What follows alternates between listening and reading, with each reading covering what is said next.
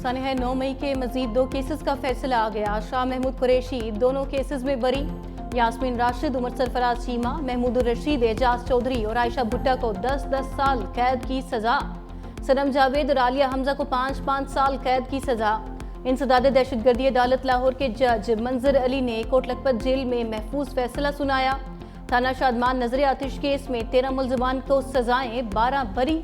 जना हाउस के करीब गाड़ियां जलाने के केस में 7 मुलजमान को सजाएं, 10 को बरी किया गया।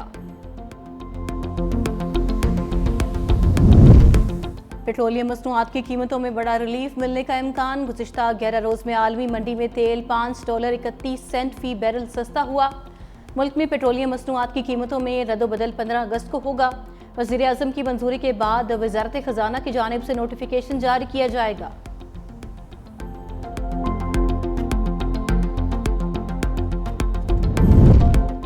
मरी में नून लीग के कायदीन की अहम बैठक। वज़ीर आज़म शहबाज शरीफ, नवाज शरीफ और वज़ीर आला पंजाब मरियम नवाज की मुलाकात।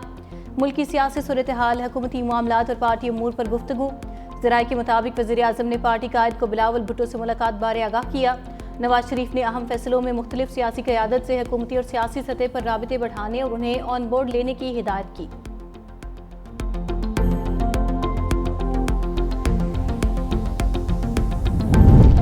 भारत में अपोजिशन लीडर राहुल गांधी की बहन प्रियंका गांधी गिरफ्तारी के बाद रिहा।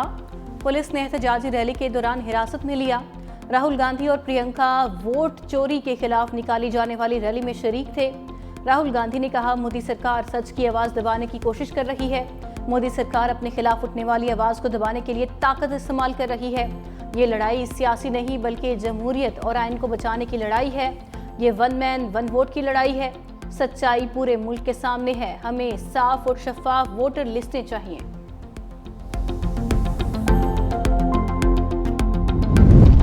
आइंदा 72 घंटों में भारत की जानिब से पानी छोड़े जाने का इम्कान। दरियाए सतलुज और मलहिका नदी नालों में सैलाब का अलर्ट जारी।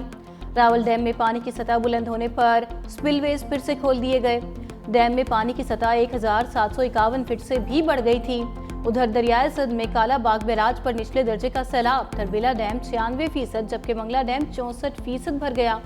मालाकंड में दरिया में डूबने वाले बहन भाइयों की तलाश जारी। गुज़िश्ता रोज एक बच्ची की लाश निकाल ली गई थी।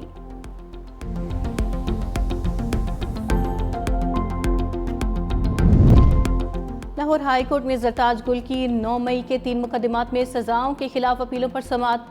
जरताज गुल पहले सरेंडर करें, फिर अपील सुनी जाएगी। रजिस्ट्रार ऑफिस का एतराज बरकरार। चीफ जस्टिस ने रिमार्क्स दिए, जब तक जरताज गुल सरेंडर नहीं करती अदालत एतराजी अपील नहीं सुनेगी। Chief justice Lahore high court आलिया नीलम का जरताज गुल को पेश होने का हुक्म।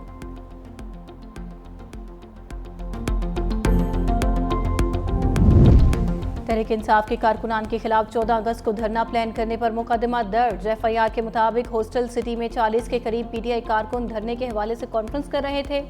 पुलिस के पहुंचने पर PTI कारकुनान बैनर्स और डंडों से लेस थे।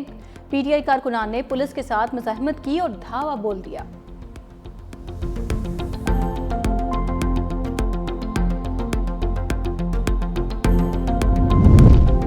और ऑस्ट्रेलिया का फ़लस्तीनी रियासत को बाज़ाबिता तौर पर तस्लीम करने का ऐलान। वज़ीर आज़म एंथनी अल्बनीज़ी ने ऐलान किया, ऑस्ट्रेलिया सितंबर में अक़वाम मुत्तहिदा की जनरल असम्बली में फ़लस्तीनी रियासत को बाज़ाबिता तौर पर तस्लीम करेगा। ये कदम 2 रियासती हल की राह में एक अहम पेशरफ्त है। ऑस्ट्रेलवी वज़ीर आज़म ने ऐलान काबीना इजलास के बाद किया। पाकिस्तान ने गजा पर इसराइली कब्जे का मंसूबा मुस्तरद कर दिया। अक़वाम मुत्तहिदा की सलामती काउंसिल का हंगामी इजलास। पाकिस्तान के मुस्तकिल मंदूब आसिम इफ्तिखार ने कहा, गजा पर कब्जे से मुतल्लिक इसराइली मंसूबा इश्तियाल अंगेज़ी है। पाकिस्तान ऐसे किसी भी मंसूबे को मुस्तरद करता है। बरतानवी मंदूब बोले, गजा में फौजी कार्रवाइयों में तोसी से जंग खत्म होगी, ना ही यरगमालियों की रिहाई मुमकिन होगी। चीनी मंदूब ने कहा, गजा फ़लस्तीनियों का है और इन्हीं का रहेगा। चीन फ़लस्तीनियों की ज़मीन पर कब्जे की किसी भी कोशिश की मुखालिफत करेगा। फ़लस्तीनी रियासत। रियाज मंसूर ने कहा कि गजा के फ़लस्तीनी ऐसी नाकाबिले बर्दाश्त अज़ियत से गुजर रहे हैं जिनका तस्वुर भी मुमकिन नहीं। अमरीका ने इसराइली मंसूबे पर तनकीद के बजाय सलामती काउंसिल के इजलास को अमन की कोशिशों के लिए नुकसानदेह करार दे दिया। चीनी का इस्तेमाल कम करने के लिए ज्यादा टैक्स लगाने की तजवीज़। कौमी असम्बली तिजारत की ज़ैली कमेटी का इजलास। वजारत सनत के हुकाम ने कहा 70% चीनी का इस्तेमाल आम आदमी नहीं इंडस्ट्री करती है। नवंबर में चीनी की कीमतें मजीद बढ़ने का खदशा भी जाहिर कर दिया। दूसरी जानिब trading corporation of Pakistan Karachi में 1 लाख टन चीनी खरीदारी का टेंडर खोल दिया गया।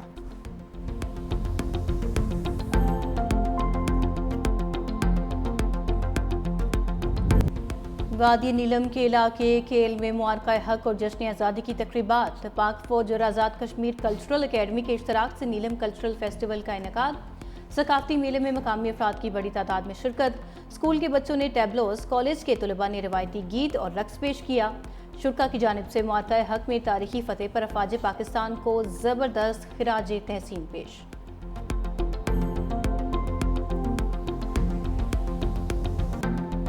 वज़ीर आज़म ने कहा था, मैं अपने आप को पाकिस्तान में हिंदू अक़लियत का मुहाफ़िज़े आला समझता हूँ। सिंध हुकूमत ने मजहबी अक़लियतों के लिए तमाम मज़ाहिब की इबादत गाहों के तहफ़्फ़ुज़ के लिए अक़लियती नौजवानों की तालीम, वज़ाइफ और रोज़गार की कोटा की फराहमी की है। हम ये अहद करते हैं कि हम अक़लियतों के तहफ़्फ़ुज़ की कवानीन पर मज़ीद सख्ती से अमल दरामद कराएंगे, तालीमी और मुआशी मौक़े पैदा करेंगे, मजहबी और सकाफती विरसे की हिफाजत आइंदा नस्लों के लिए यकीनी बनाएंगे।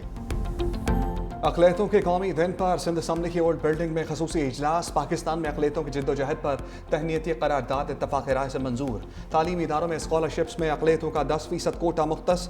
अक़लियतों के साथ यकजहती और उनके खिदमात पर 1 मिनट की खामोशी इख्तियार की गई। वज़ीर आला मुराद अली शाह ने कौमी परचम भी लहराया। वज़ीर आला सिंध मुराद अली शाह का कराची के स्वामी नारायण मंदिर का भी दौरा, चादर चढ़ाई। मीडिया से गुफ्तगू में कहा, पीपल्स पार्टी शहीद भुट्टो के विजन के मुताबिक अक़लियती बरादरी की खिदमत में मसरूफ़ है। मज़ीद कहा, माजी के बरक्स इस वक्त वफाकी हुकूमत से अच्छे ताल्लुकात हैं। करप्शन के खिलाफ कार्रवाई होना चाहिए, मगर हम सियासी इंतकाम पर यकीन नहीं रखते।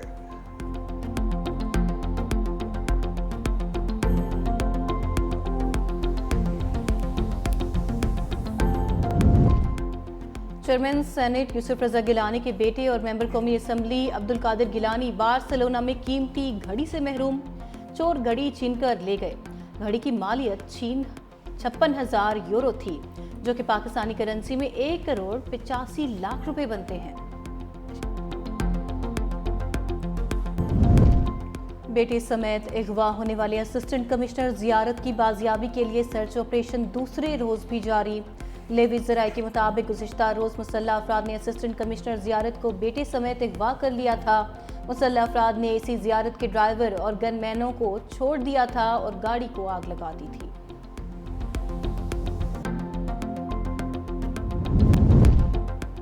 आलमी एटमी तवानाई एजेंसी का अहदेदार मुज़ाकरात के लिए आज ईरान पहुंचेगा। ईरानी वज़ीर ख़ारजा के मुताबिक किसी फ्रेमवर्क पर पहुंचे बगैर IAEA के अहदेदार को ईरानी जौहरी तनसीबात का दौरा नहीं कराया जाएगा।